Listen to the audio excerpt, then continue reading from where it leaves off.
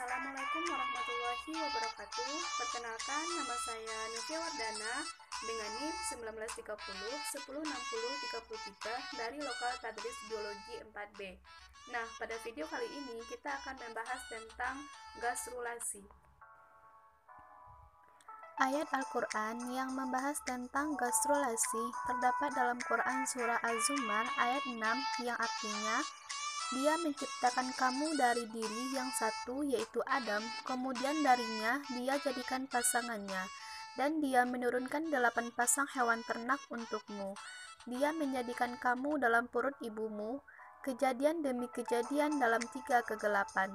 Yang berbuat demikian itu adalah Allah, Tuhan kamu, Tuhan yang memiliki kerajaan. Tidak ada Tuhan selain Dia, maka mengapa kamu dipalingkan? Maha benar Allah dengan segala firman-Nya. Baiklah, untuk materi yang pertama yaitu pengertian dari gastrulasi. Gastrulasi merupakan pengaturan kembali sel-sel blastula sehingga blastula akan mengalami transformasi menjadi embrio berlapis 3 atau gastrula. Pada fase ini terjadi pembentukan 3 lapisan pada dinding rahim, yaitu ektoderm, mesoderm, dan endoderm. Gambarnya bisa dilihat di samping. Selanjutnya yaitu dinamika sel zigot selama gastrulasi.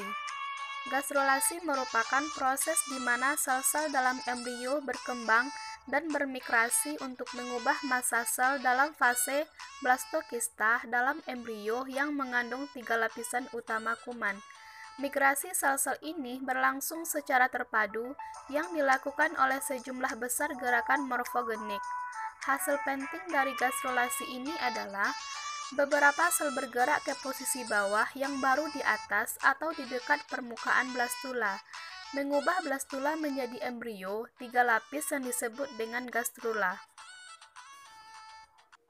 Ketika blastula ditanamkan di dalam rahim, massa sel sebagian dalam membentuk cakram datar dengan lapisan sel atas atau epiblast dan lapisan sel bawah atau hipoblast. Lapisan-lapisan ini homolog dengan lapisan pada cakram embrio burung.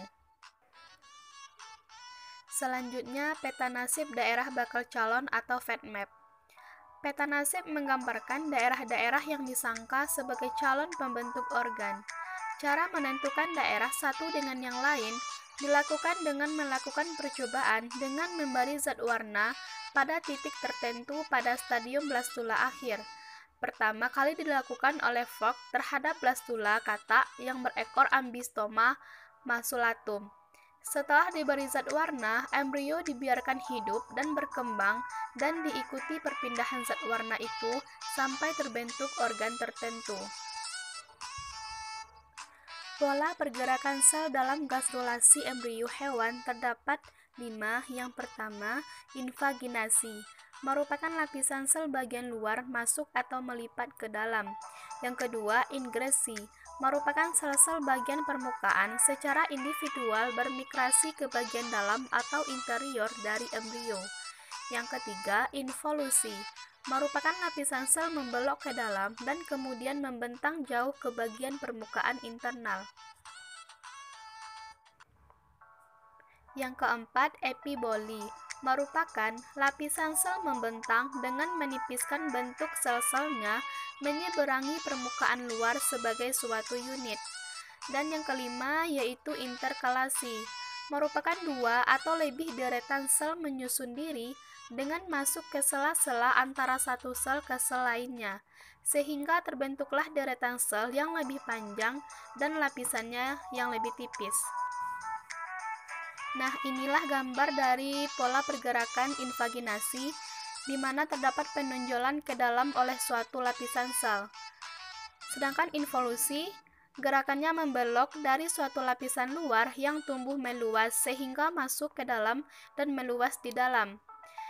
Sedangkan ingresi, terlihat bahwa sel-sel melepaskan diri dari lapisan sel dan bermigrasi secara individual dari suatu permukaan masuk ke suatu area tertentu. Selanjutnya, gastrulasi pada bulu babi atau sea urchin, yaitu echinodermata. Yang pertama yaitu blastula. Blastula ini terdiri atas selapis sel tunggal bersilia yang mengelilingi blastozoel. Gastrulasi dimulai dengan pembentukan lempeng vegetal. Sel-sel mesenkim atau calon mesoderm memisah dari lempeng vegetal, berpindah ke dalam blastozoel. Yang kedua, lempeng vegetal dan gastrula awal mengalami invaginasi. Sel-sel mesenkim mulai membentuk penjuluran tipis atau filopodia. Yang ketiga, sel-sel endoderm membentuk arkenteron. Sel-sel mesenkim membentuk persambungan filopodia, yaitu antara ujung arkenteron dan sel-sel ektoderm dinding blastozoel. Yang keempat, gastrula akhir. Kontraksi filopodia menarik arkenteron, sehingga endoderm arkenteron akan menyatu dengan ektoderm dinding blastozoel. Dan yang kelima yaitu gastrula selesai, di mana terbentuk saluran pencernaan fungsional mulut dan anus. Endoderm, ektoderm membentuk permukaan luar bersilia. Selanjutnya, gastrulasi pada amfibi. Pada permukaan blastulanya berlangsung proses epiboli, di mana meluasnya mikromer sebagai akibat aktivitas mitosis, dan perluasan tersebut mengarah ke kutub vegetatif. Mikromer mencapai selah blastoporus yang telah terbentuk pada awal gastrulasi dan selanjutnya berinvolusi atau melentik ke arah dalam, di mana proses involusi dan invaginasi juga berlangsung pada sisi lateral celah blastoporus, sehingga celah blastoporus sekarang berbentuk seperti sepatu kuda. Atap arkenteron pada mulanya adalah korda mesoderm, sedangkan alasnya adalah sel seliol atau makromer, yaitu bakal lapisan endoderm.